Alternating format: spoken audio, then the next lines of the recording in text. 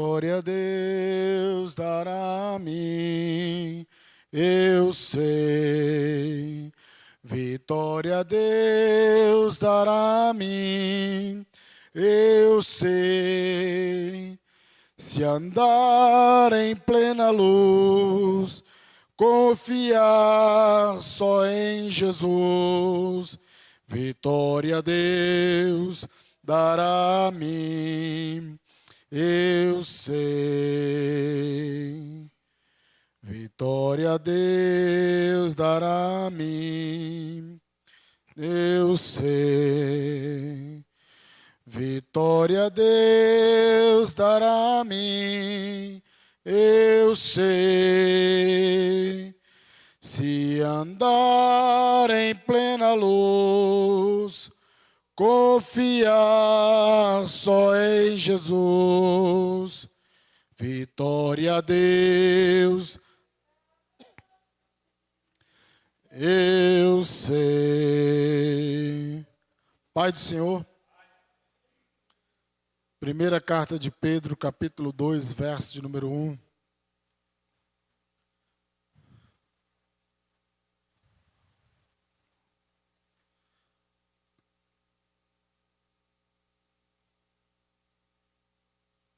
Nós vamos dar sequência ao ensinamento da palavra do Senhor.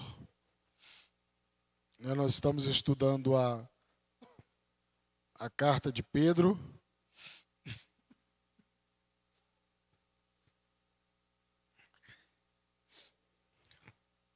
Primeira de Pedro, capítulo 2, verso 1.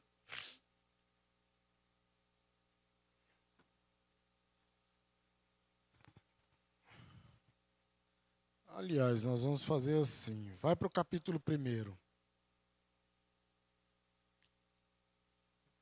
Porque o capítulo 1 conecta no segundo.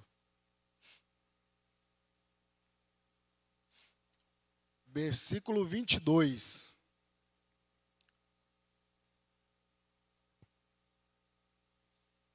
Diz assim, 1 de Pedro 1, 22.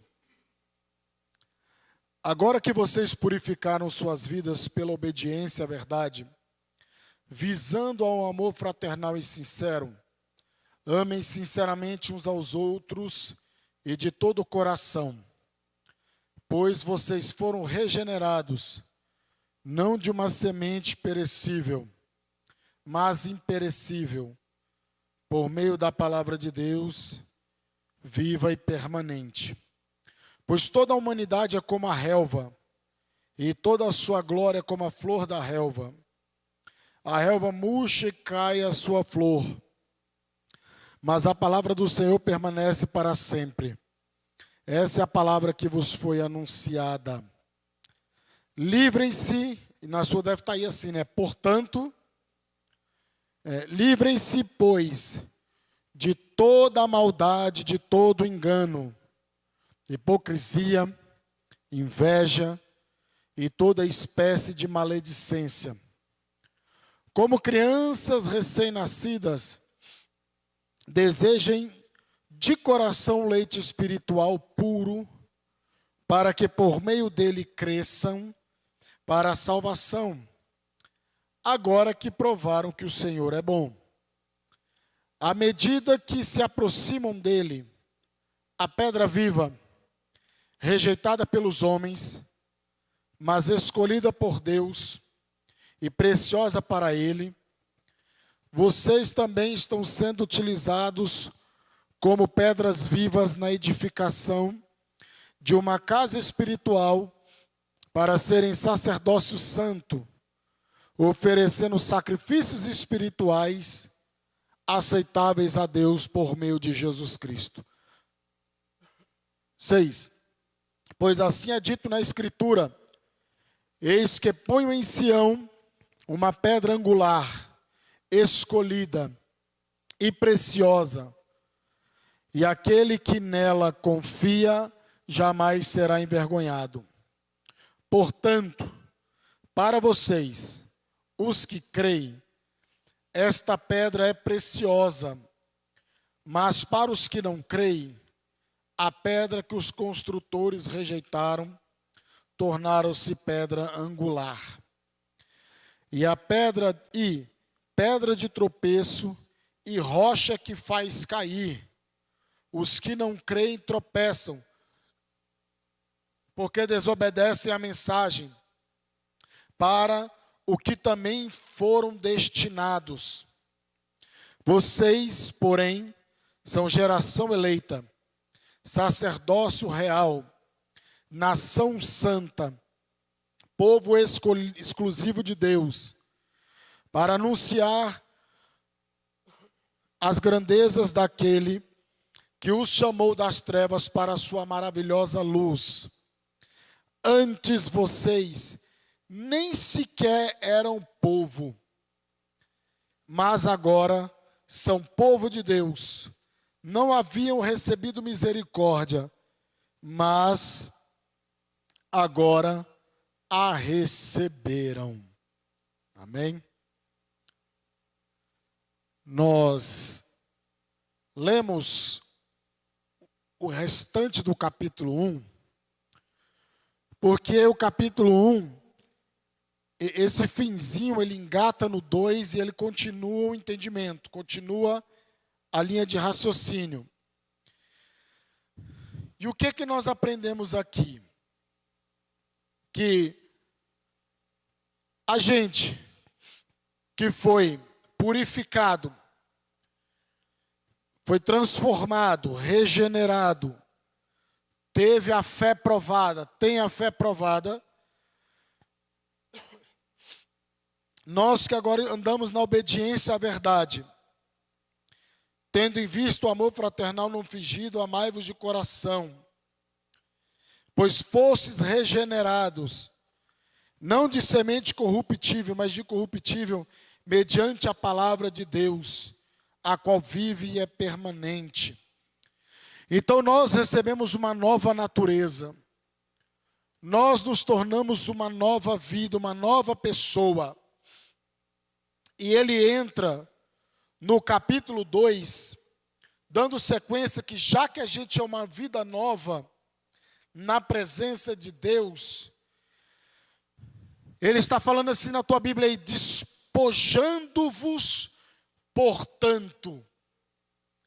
O que é despojar?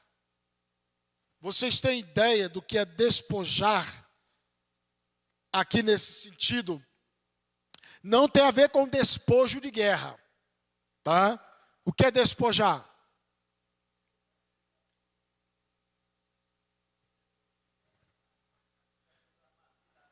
Justamente, é isso mesmo. Na NVI fala, livrem-se. Livrem-se. Abandona. Larga fora. Porque se a gente se transformou numa nova vida, fomos regenerados, não de semente corruptível, mas de corruptível, e fomos libertos e lavados mediante a palavra de Deus, que não é como a grama que seca, mas como algo que é permanente e duradouro. Então, como a gente nasceu, a gente tem que se livrar de uma vez por toda. Não é tentar trabalhar aquilo dali, aquela situação, não.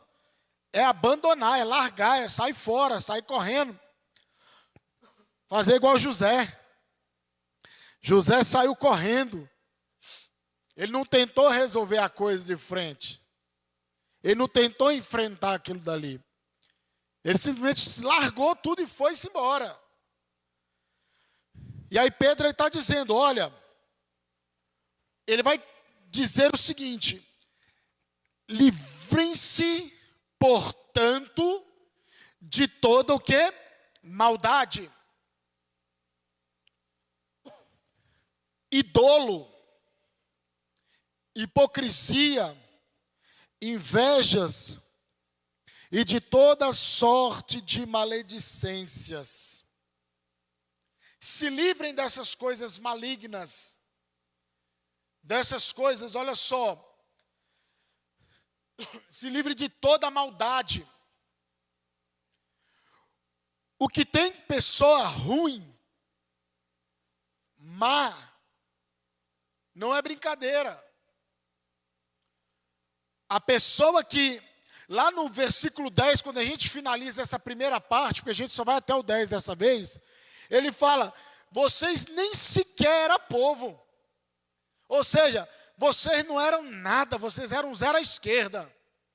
Vocês não valiam um vintém furado. E aí, agora já que vocês foram, e tem pessoas que dizem, eu fui liberto, fui lavado pelo sangue de Cristo, eu sou nova criatura, eu estou nova cruz.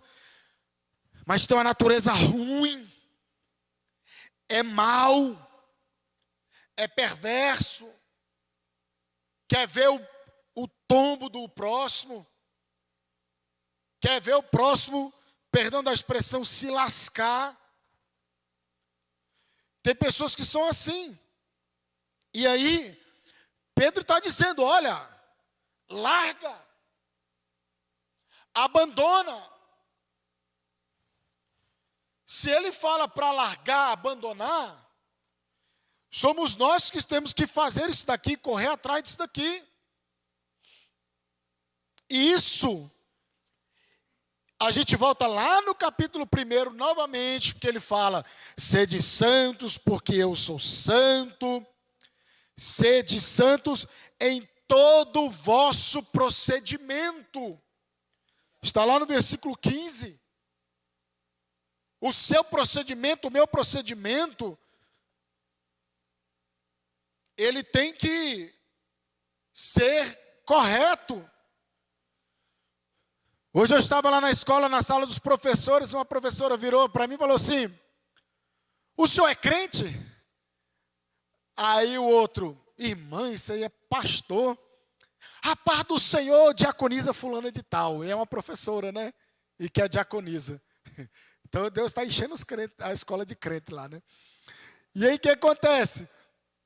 E aí, ou seja, ela já cutucou, já viu alguma coisa. Mas por quê? O pastor é santo demais. Nossa, não é isso, irmãos. É porque a gente busca em Deus e na sua palavra andar conforme isso que a gente está sendo ensinado. Porque Paulo ele dizia lá em 1 Coríntios capítulo 9, que ele sabia o que estava fazendo, ele sabia contra quem estava guerreando, ele sabia para onde ele estava indo, ele sabia o que ele estava fazendo, e ele submetia a sua vontade à vontade de Deus, para que ele não fosse reprovado em tudo que ele falava para os outros, em tudo que ele pregava. Ele fala, olha, eu subjugo o meu corpo à escravidão, para que eu não seja reprovado em tudo aquilo que eu estou falando para vocês. E aí, a gente tenta agir desta maneira, dar um bom testemunho, porque você vê, eu estou num ambiente que o povo já pergunta logo, ainda mais que dá aula de ensino religioso, é que eles perguntam mesmo, tu é crente? Aí o povo sabe, é crente, é pastor, pior ainda. Aí que a minha atenção tem que ser mais redobrada ainda. Tem que ser mais redobrada ainda, porque agora, você e eu representamos a Cristo, e também agora a gente representa também um ministério, e a gente traz uma identidade na nossa... Inclusive o irmão lá que é professor da Isabela, que ele é presbítero, ele já até pregou, conhece o pastor Boneste tudo, já pregou na igreja do pastor Davi. Então ele sabe de onde eu sou. Então para ele, pastor Boneste, obreiro aqui, ó, não está procedendo direito como está aqui na palavra não. Então, a gente tem que despojar, largar, jogar fora. Sabe? E tirando o quê? A maldade. A gente não pode ser uma pessoa má, uma pessoa ruim, porque existe a lei da semeadura. Como você planta, você colhe. Se você planta maldades, se eu plantar maldades, eu vou colher só coisas negativas. E isso, a Bíblia está cheia de exemplos de pessoas perversas que colheram o fruto do que plantaram. Acabe morreu, Saul foi destronado, foi rejeitado. Jezabel morreu de uma forma assim, esquisita também. Herodes não deu glória a Deus. E aí teve um problema lá, um negócio lá, e ele usava uma roupa que refletia o raio do sol e cintilava. Aí o povo, quando viu aquele trem brilhando, achou que Herodes era Deus, né? E aí Herodes não deu a glória para Deus, que é o verdadeiro rei. Aí ele morreu, teve um problema ali, estomacal, um problema ali nele, foi comido por dentro, comido de bicho. Porque ele não glorificou a Deus, não deu a Deus a devida glória. E é para se livrar de toda a maldade e de todo dolo, de todo engano. Infelizmente também no nosso meio há muito engano. O espírito do engano. Aqueles que você acha que é crente, que você pode contar com ele, mas quando você menos espera, ele te apunhala, ele te trai. Ele está ali agindo de engano, como uma duas caras, agindo com duas faces. E Pedro está dizendo, larga, se livra de todo engano. É crente trapaceiro, querendo trapacear o outro, querendo enganar o outro, puxar o tapete do outro. Irmão, isso não pode existir, gente. Infelizmente existe, mas não deveria. Jacó aprendeu na pele o que era ser um trapaceiro. Mas Deus teve misericórdia dele, que ele acabou sendo abençoado. Mas ele se arrependeu e foi necessário ele ser tocado na juntura da coxa e começou a andar manquitolando.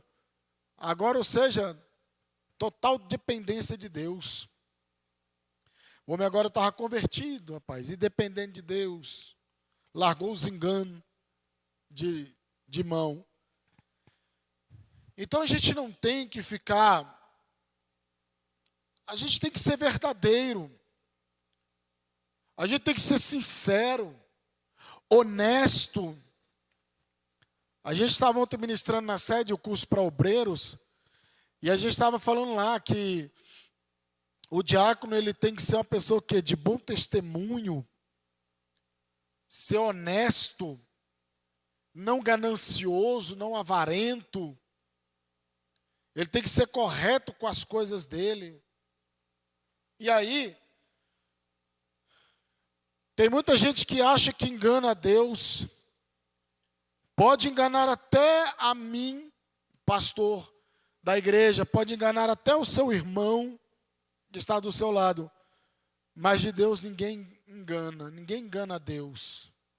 E Deus não deixa ser enganado, Deus não deixa ser zombado, Deus não fica enganado.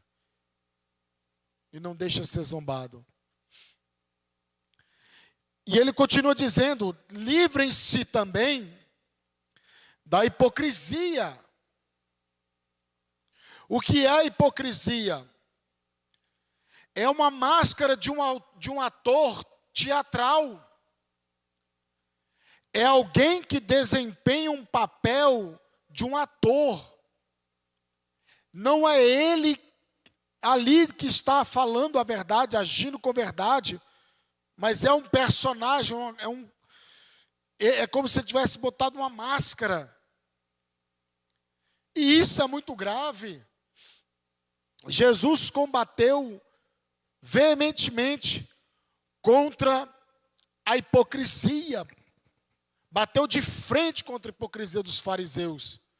Os fariseus estavam dentro de roupas santas, roupas que remetiam à lei de Deus, às coisas de Deus. Mas, na verdade, Jesus olhava lá dentro e sabia quem é que estava ali por detrás daquela roupa. Sabia quem estava de trás daquela máscara. Jesus sabia muito bem quem era que estava ali. E, no entanto, ele fala que os fariseus eram o quê? Sepulcros caiados. Aquela lápide bonita, aquele... né, você vai no cemitério, você vê aquela lápide de granito, toda arrumada, com flores, limpinha. Mas se abrir a tampa, vai ter osso igual que está do lado. Por fora impacta. Por fora causa impacto. E quantos por aí não causa impacto, né? Mas quando você vai conhecendo, muitas vezes você vê que é hipócrita. E a gente tem uma facilidade muito a cair na hipocrisia. E a gente tem que se livrar de todas essas situações. E ele continua: livrem-se da inveja. Irmãos, a Bíblia fala que a inveja é a podridão dos ossos. É algo terrível. Acabe chega em casa todo bicudo. E a mulher, o que foi? A mulher lá que mandava, né? Acabe era pau mandado. O que foi? Eu quero aquela vinha. Eu quero ela é minha. Acho que é a vinha de Nabote, né? Se eu não me engano, a vinha de Nabote, né? Eu quero ela, é minha. Aí, você já sabe a história, né? Invejou, olhou lá e...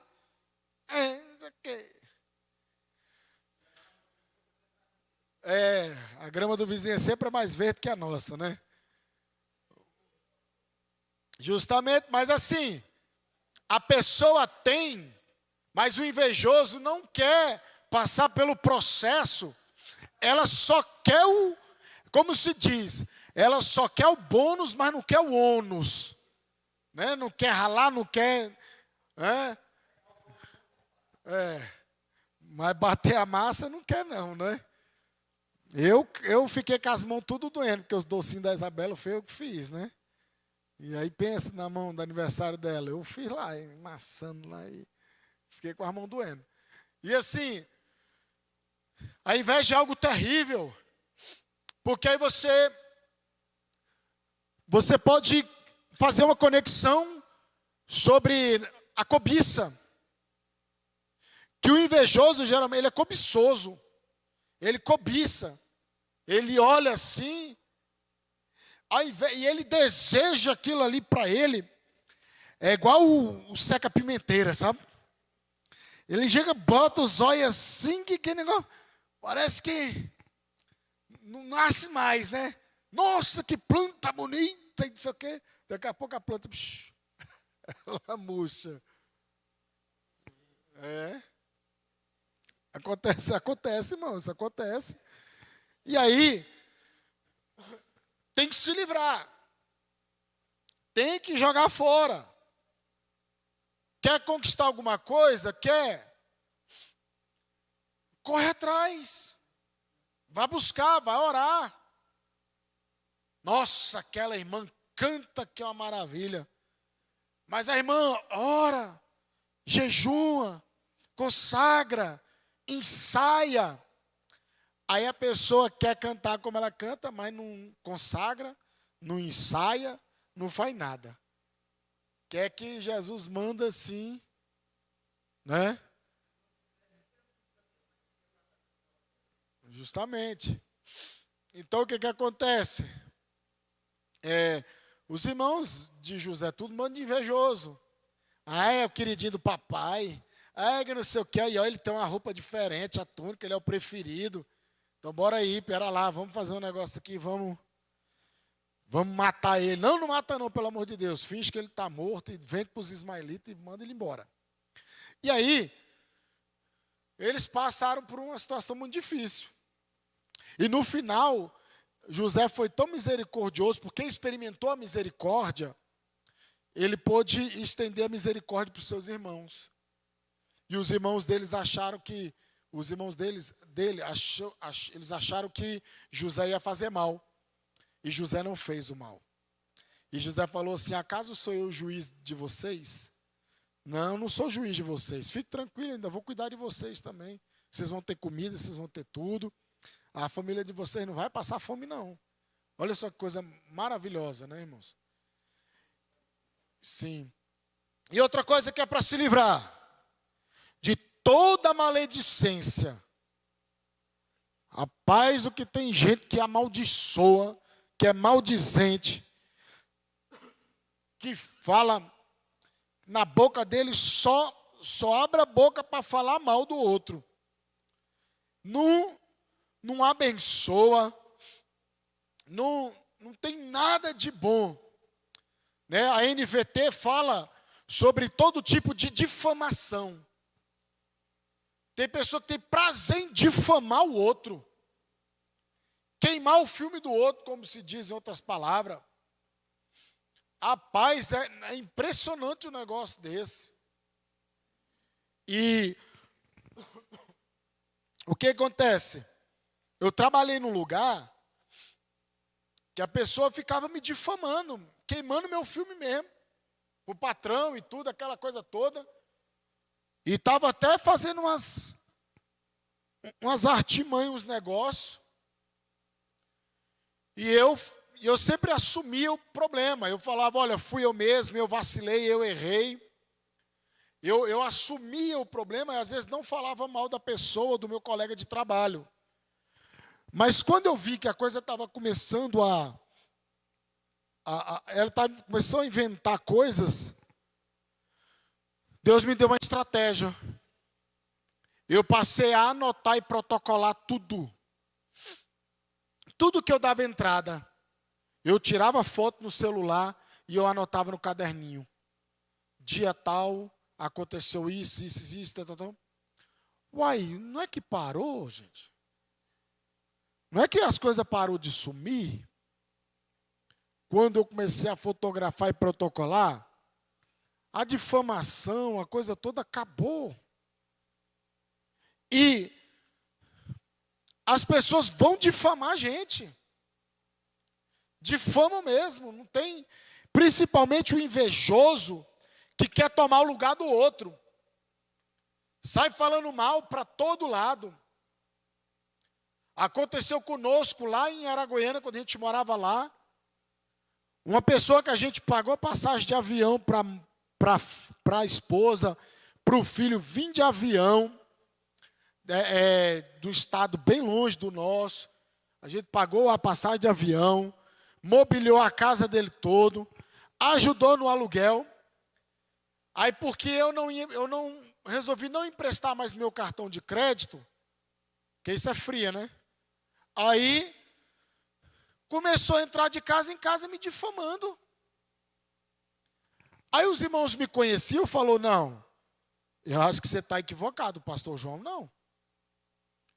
E aí sabe o que aconteceu? O camarada inventou uma desculpa, uns negócios e foi-se embora para outro ministério. E a gente adulou ele para ficar? Nem adulou não, deixou ele embora, vá com Deus. Então isso acontece demais. Então o crente ele tem que se livrar da maldade, do engano, da hipocrisia, da inveja e todo tipo de difamação.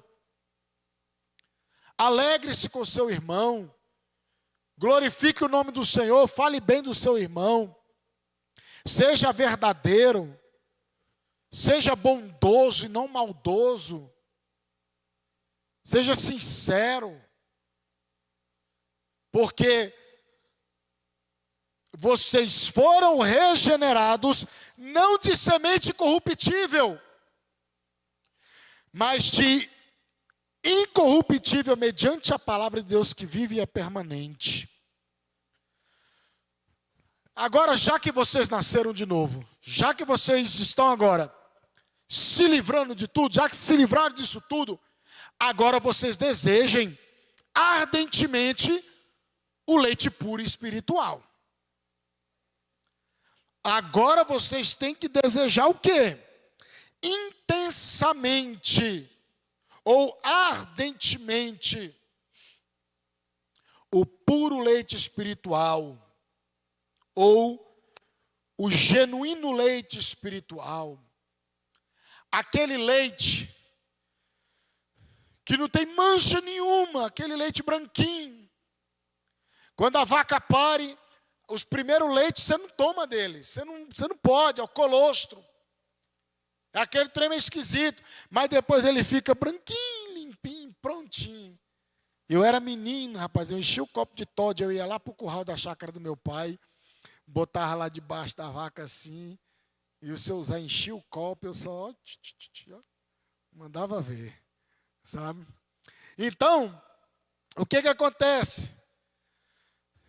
O bebê, o recém-nascido, quando ele está com fome, ele berra e ele caça o peito da mãe, ele caça, ele faz bico, ele faz como se estivesse mamando, ele sai caçando, ele está desejando ardentemente aquilo dali. E no Salmo 42, olha aí, Salmo 42, lê para mim. Salmo de número 42.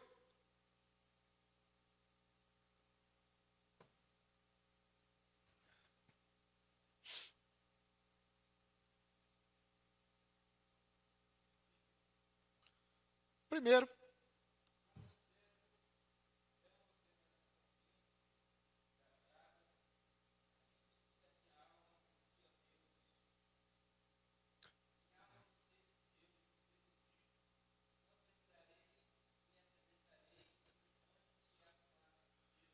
olha só, como servo, como a corça. É interessante, uma vez eu li sobre isso daí, que geralmente as corças ou cervos, eles ficam em regiões pedregosas, montanhosas. E quando eles descem para beber água, eles ficam vulneráveis aos ataques dos inimigos, dos predadores. E o cervo, a corça, que seja, quando ele sente o cheiro da água, uma umidade, rapaz, eles ficam loucos. E eles vão atrás, eles perseguem, e eles vão atrás até encontrar essa água. Por isso que o salmista falou, assim como a corça anseia pelas águas, assim a minha alma ela tem sede de ti. O salmista tinha sede, um desejo ardente de buscar a presença de Deus, esse alimento genuíno. Ele tinha esse desejo de nutrir a sua vida espiritual com algo que só Deus pode nutrir. Aqui é um alimento espiritual. Obviamente o texto está bem claro. A gente se alimenta fisicamente, mas a gente tem que se alimentar espiritualmente. E esse alimento vem por um desejo intenso, por um alimento verdadeiro. Jesus disse, eu sou o pão vivo que desce do céu. Os vossos pais comeram o maná no deserto e voltaram a ter fome. Mas quem se alimentar desse pão que eu estou falando, vai ser farto, vai saciar a sua vontade, vai ser pleno, vai ser cheio. E aí tem muita gente que está lá, raquítica, não cresce, não progride, está com inanição, né, que é o raquitismo, está ali daquele modelo. E aí vê o outro, lá fervoroso, vigoroso. Aí acha que, o que ele tem que eu não tenho? Por que Deus olha para ele e não olha para mim? Por que Deus ama ele e não me ama? Uai, talvez aquele mais pentecostal, fervoroso, ele está ali, ó, desejando ardentemente o leite espiritual. Ele está ali, ó, bebendo leite, se alimentando, nutrindo a sua vida espiritual através da palavra de Deus, através do jejum, da oração. Ele está zelando da sua vida espiritual. E quando a gente deseja ardentemente o leite puro espiritual, ele faz com que, por meio dele, a gente cresça e experimente plenamente a salvação. A salvação, ela vem com um pacote completo. A bênção da salvação é algo maravilhoso. Traz libertação do pecado, que é a primeira coisa, a coisa mais importante. Traz alegria, traz paz, traz fé, traz um monte de coisa. E para experimentar plenamente a salvação, para crescer espiritualmente e experimentar plenamente, tem que se alimentar. Tem que se alimentar. Não tem para onde. Tem muitas pessoas que se satisfazem. O que acontece? Com a vida espiritual que leva. E a gente tem que lutar de tempos em tempos, e é sempre. Porque o comodismo ele vem, o conformismo ele vem, isso é com todos. Isso é com todos, comigo, desde mamando a caducando, como se diz, né? Isso é com todos. E a salvação é algo tremendo. Jesus disse: eu vim para que tenham vida e a tenham em quê? Em abundância. Mas as pessoas acham, só vão até a Cristo hoje em busca de um bem, em busca de um benefício terreno, ou pagar uma conta, ou abrir um negócio, ou conseguir o dinheiro para tal coisa, ou para o marido ser liberto da cachaça. Mas não experimenta o dono da bênção. Nunca vai experimentar plenamente a salvação, nunca vai crescer na salvação, se viver só em busca dessas coisas. Porque aquele que deseja ardentemente e se alimenta ardentemente das coisas de Deus, ele preenche de tal forma, irmãos, a vida dele, que aí as bênçãos vêm. Aí cumpre aquele versículo, né, que as bênçãos acabam nos alcançando. A bênção alcança a gente está andando aí, de repente, puf, a bênção chega e a gente, opa! Né, irmã Liniete? Irmã Liniete, esses dias estava andando por aí, a bênção apareceu na frente dela. E aí, achou um iPhone 13, camarada pagou uma recompensa, abençoou a irmã Liniete. Olha aí, trupicou na bênção. Ó a bênção. Eita! Mas pouco sabe o que ela faz para contribuir na obra missionária aqui nessa igreja. O que ela faz, o sacrifício que ela faz para contribuir na obra de missões aqui. E Deus honra. Deus honra. Ela está experimentando as bênçãos que vêm pela salvação. E, como o bebê recém-nascido deseja ardentemente o puro leite espiritual, para que por meio dele cresçam e experimentem plenamente a salvação. Agora que provaram a bondade do Senhor.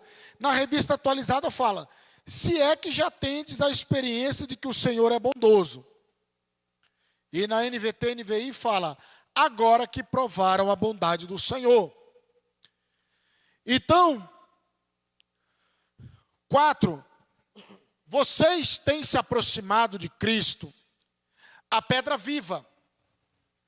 As pessoas o rejeitaram, mas Deus o escolheu para lhe conceder grande honra. Ou seja, chegando-vos para ele, a pedra que vive, rejeitada, sim, pelos homens, mas para com Deus eleita e preciosa. Olha só, ele está falando, vocês estão se aproximando, vocês se aproximaram sobre aquela pedra viva, que é Jesus Cristo. Muitos rejeitam essa pedra, não obedecem, não querem obedecer. Jesus Cristo, ele se tornou a pedra de esquina, a pedra angular, a pedra que os edificadores rejeitaram. Antigamente o alicerce se fazia na pedra, né? Né, irmão Manel?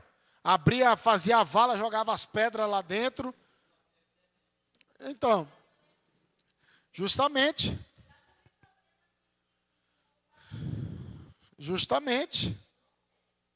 Lá em Aragoiana mesmo, na casa da rua da frente da nossa, na rua da frente, como era uma ladeira assim, o cara fez um arrimo lá, ele abriu uma vala, ele encheu de pedra. Ele tacou pedra até umas horas lá.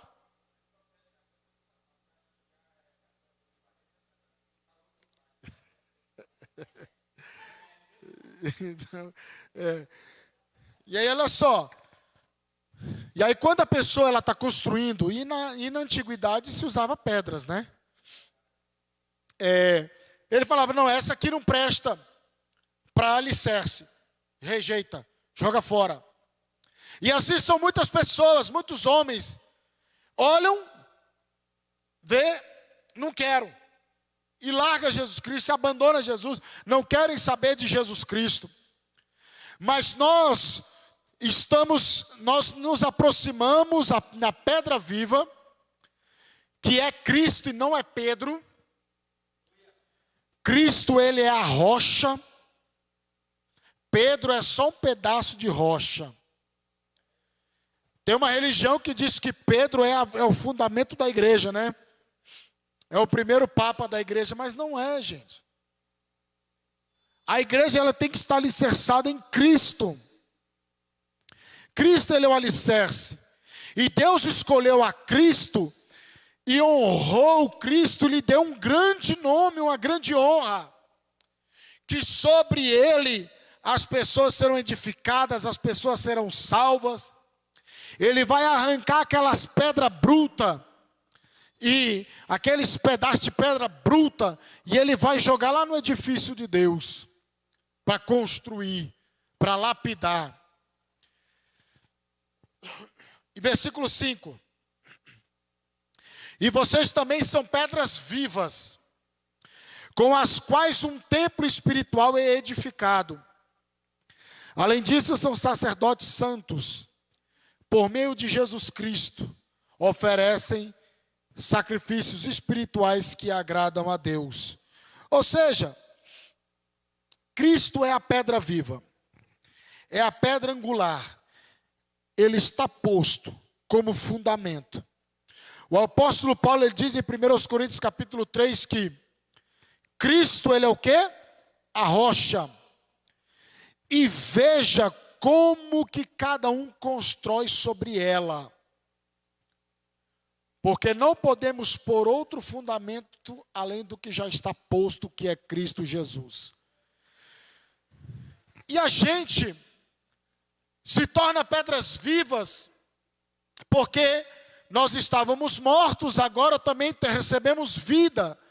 Então agora nós somos uma congregação, uma reunião de pessoas salvas, libertas, despojadas de toda imundície, maldade, hipocrisia. Agora nós estamos o quê? Edificando um templo espiritual em que o próprio Espírito Santo de Deus habita nele. Habita em mim e você. Nós juntos estamos edificando algo para Deus. E cada dia ele salva um e põe dentro da sua casa e faz dele um templo. Cada dia ele vai transformando um e fazendo dele um templo, uma morada. E aí vai sendo edificado. A obra do Senhor vai sendo edificado, vai crescendo, vai crescendo, vai crescendo. E aí Além disso, ele diz: também vós mesmos, como pedras que vivem, sois edificados casa espiritual, para serdes sacerdócio santo, a fim de oferecer sacrifícios espirituais agradáveis a Deus, por intermédio de Jesus Cristo. Quando a gente passa a ser a igreja do Senhor, a gente se torna o quê? Sacerdotes.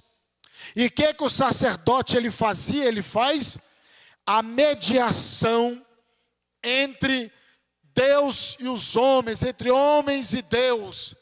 E ele está servindo o quê? O povo. Então, quando a gente se torna esse edifício, essas pedras vivas que somos, quando esse templo espiritual está sendo edificado, nós estamos ministrando um sobre o outro, porque a gente se despojou da maldade, da hipocrisia, do engano, da inveja, da difamação. Agora, como pedra viva, como uma pessoa viva, eu ministro vida como sacerdote. Você ministra vida sobre a igreja, sobre a comunidade, sobre onde você está no seu trabalho. Você começa a agir como um sacerdote de Deus. Louvado seja o nome do Senhor. E aí você começa a ministrar as coisas eternas para os outros. Então você vê que dentro do evangelho, dentro da igreja, não existe individualismo. Não pode existir individualismo. Não pode existir panelinha. Não pode existir essas coisas.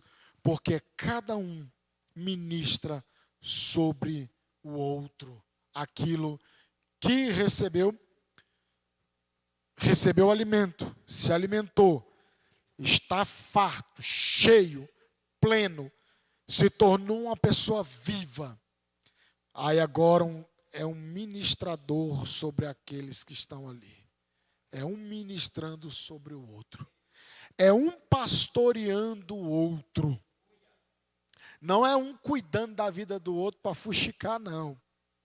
Mas é um pastoreando o outro para poder ajudar naquilo que for possível, naquilo que é necessário.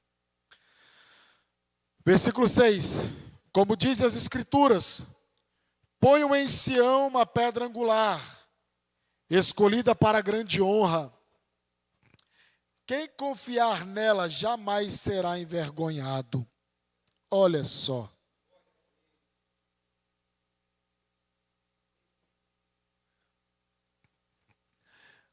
O templo, vocês tiveram a oportunidade de ler, de ver. O templo, da parte mais baixa até a mais alta, nos tempos de Jesus, tem mais de 20 metros de altura. Um apartamento de 6 andares tem média de 20 e poucos metros, né, irmão Manel? É quase isso aí, né? Geralmente, vamos botar o pé direito a 3, né? Vai dar isso aí. Bota o pé direito a 3, vai 6 vezes 3, 18, aí tem a outra baixa, até garagem, essas coisas. Vamos botar 20 e poucos metros. Um prédio de 6 andares. As pedras que foram colocadas no templo não tem, como se diz, elas têm em torno de 500 toneladas cada pedra.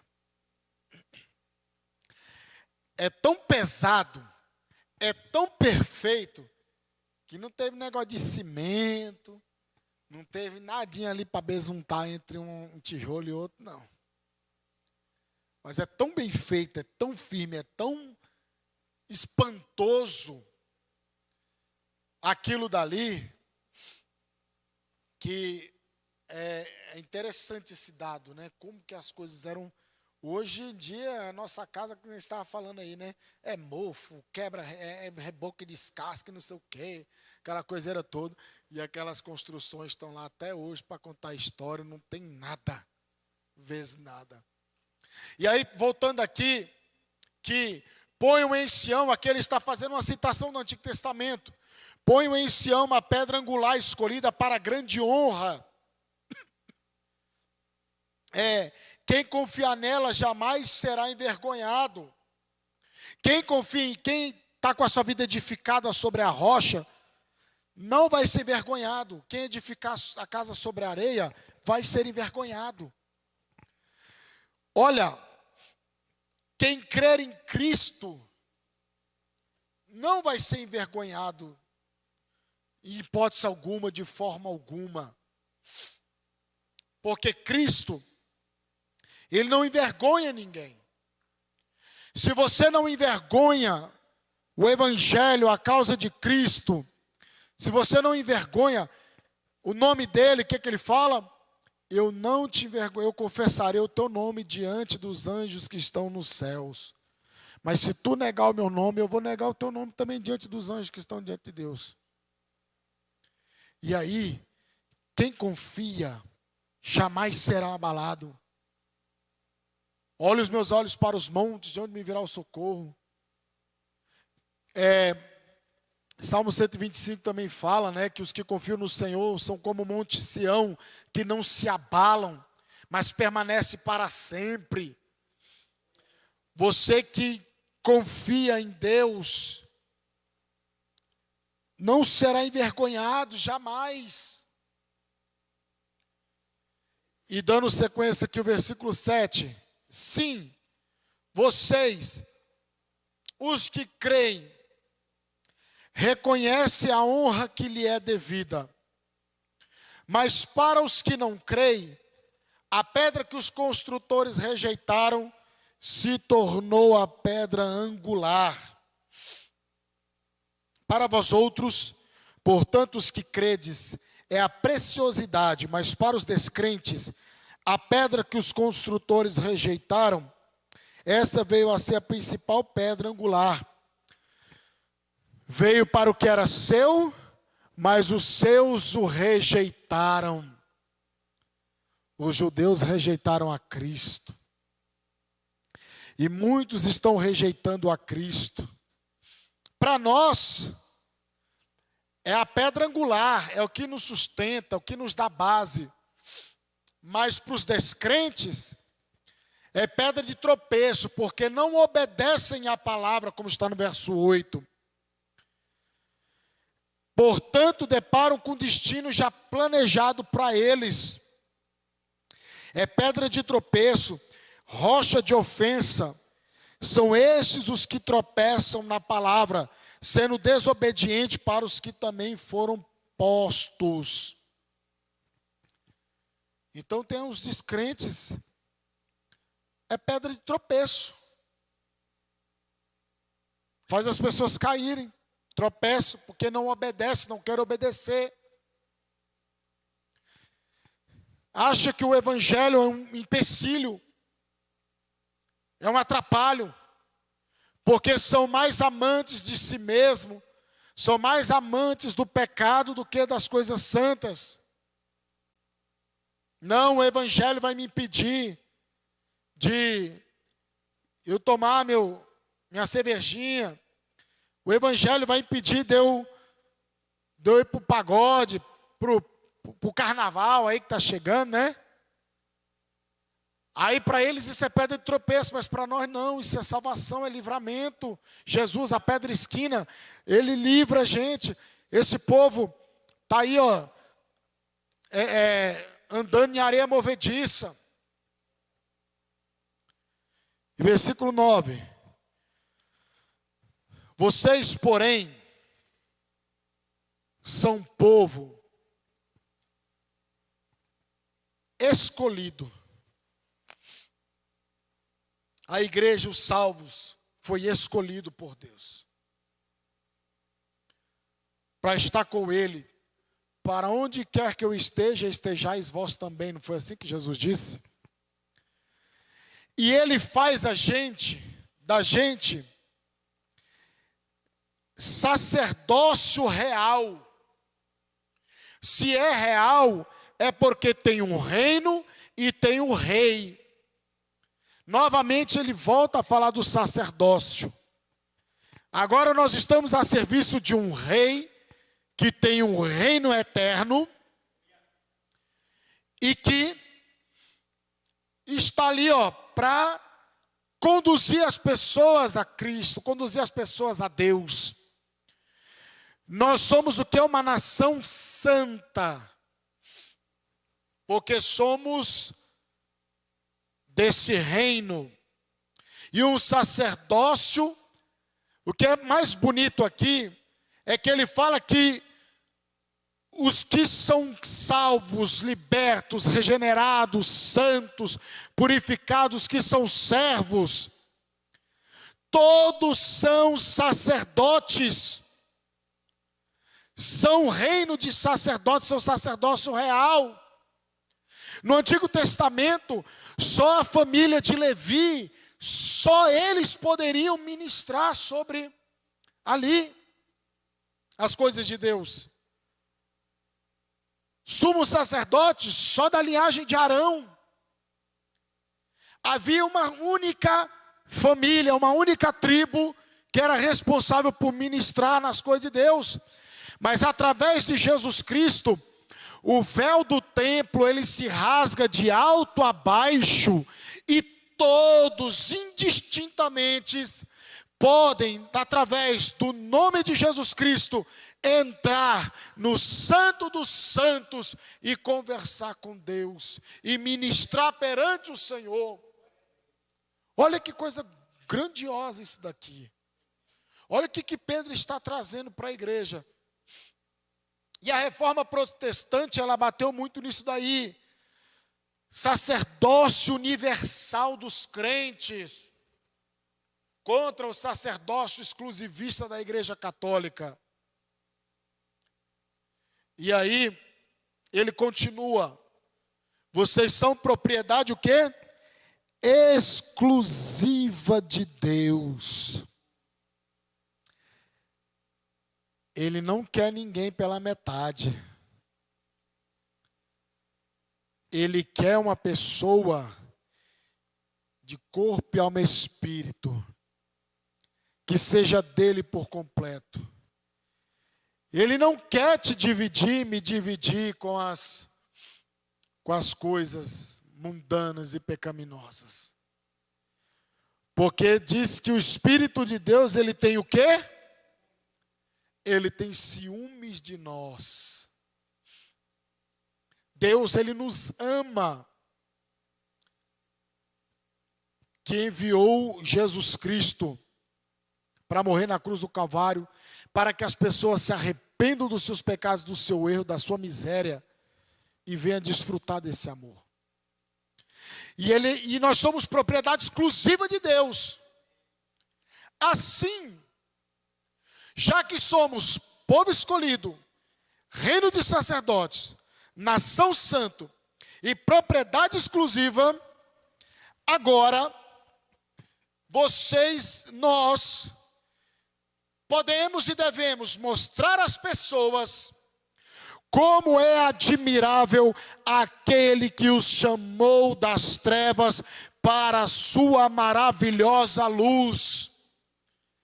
Como ele nos transformou, nos mudou, nos fez uma nova criatura. Agora nós temos autoridade, autorização e o dever de proclamar a mensagem para as pessoas que estão nas trevas do que ele faz na vida de uma pessoa, de como que ele tira uma pessoa das trevas e traz para a luz. Porque antes vocês não tinham identidade como povo. Nós éramos indigentes. Nós éramos indigentes, irmãos. Vocês não tinham identidade como povo. Agora são povo de Deus. Antes não haviam recebido misericórdia. Agora receberam misericórdia de Deus. Então, que a gente possa ir como pessoas alimentadas por esse alimento espiritual, vivos como uma pedra viva e como uma obra que está sendo edificada, que a gente saia por aí proclamando e ministrando sobre as vidas e mostrando que Deus pode tirar as pessoas das trevas e mostrar a luz, e para que eles possam receber misericórdia, assim como nós recebemos misericórdia. Porque a obra está sendo edificada. Deus te abençoe. Fique de pé em nome de Jesus. Vocês veem como o texto bíblico ele é rico. Você vê como de 10 versículos a gente tira coisas assim maravilhosas. Por isso nós devemos estudar a palavra de Deus. Irmãos, amanhã, círculo de oração pela manhã. À noite, a oração para a igreja. E aí, eu não sei, irmã Joana, se vai fazer aqui embaixo, aqui em cima, não sei. Mas aí você, vê se vocês oram aqui na sala, aqui, ó, virada para a rua, que acho que é menos calor. Se tiver calor, pega o ventilador ali em cima, viu, gente? Ali na mesa de som, ali, pega o ventilador lá. E aí é uma sugestão. Se vocês quiserem essa sala de cá, que aí vocês ficam mais à vontade, ficam, né, num lugar mais arejado, um ambiente mais arejado. Se quiserem ir para a sala daqui do canto, aí é vocês quem sabe, né? Porque até agora eles não definiram se vão fazer lá embaixo ou se vai ser aqui em cima. Eu acredito que vai ser lá embaixo, porque na sede foi lá embaixo. Então, aí vocês se organizam, a gente vai... É uma reunião só com os pastores dirigentes e esposa de dirigentes, tá? Não é para os obreiros geral. A nossa é sexta-feira. A gente ora de 7h30 às 20h, para a gente continuar no nosso propósito. A gente ora. Quinta-feira também, de 7h30 às 20h, né, para a gente não quebrar essa semana de oração, esse propósito, que é muito importante. E aí, sexta-feira, a gente vai trabalhar, traçar, né, o nosso planejamento desse ano, né, com a igreja. E sábado começa o congresso na nossa sede. Então, começa um congresso, vai ser uma bênção. Né, vão vir homens e mulheres de Deus aí para ministrar.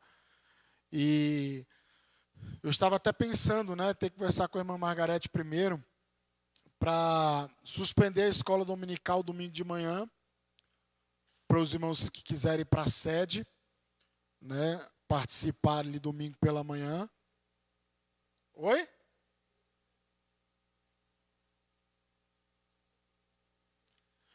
Não, mas é o seguinte, uma coisa não impede a outra, né? Então, por exemplo, a gente ainda vai definir isso daí. Que aí o evangelismo é logo após a escola bíblica. Então, uma coisa não impede a outra. Se a gente for para a sede, a gente também tem que estar aqui. Porque a gente vai lá receber, é bom que a gente vai lá, recebe e depois vai espalhar na rua, né? Então, vai esparramar na rua.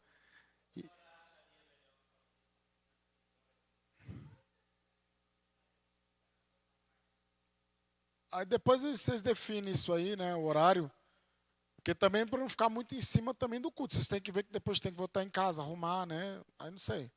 Tem isso também para vocês pensarem. E aí, nosso culto de missões, né, com a presença do pastor Ricardo. Eles vão chegar aqui mais ou menos quase na hora do culto. E eles estão vindo, né? E vai ser bênção. Traga a sua oferta missionária que você tem aí. Se você puder contribuir um pouco a mais com o que você contribui usualmente, fica a seu critério, mas para que a gente faça uma ação específica para aproveitando ele daqui, porque nós não estamos arcando com passagem. A gasolina que eles vendem em Anápolis, a gente não vai arcar. Então, a gente vai abençoar com tudo que a gente reunir aqui e aí a gente vai passar para ele. Não fica aqui, passa tudo para a obra missionária. Se vocês podem, é um pedido meu, particular meu, tá, irmãos? Mas aí vocês sabem onde o calo aperta. Então, vocês têm a liberdade de colaborar num trabalho sério. Amém? Presbítero Manel, faça a oração. Sim, Deus, te louvamos. Te rendemos graças, Senhor. Muito obrigado por estarmos aqui aprendendo a tua palavra. Continue abençoando os teus servos, Senhor, que vieram nesta noite. Que saiam daqui abençoados e fortalecidos. Ajude-nos, ó Deus, a colocar a tua palavra em prática.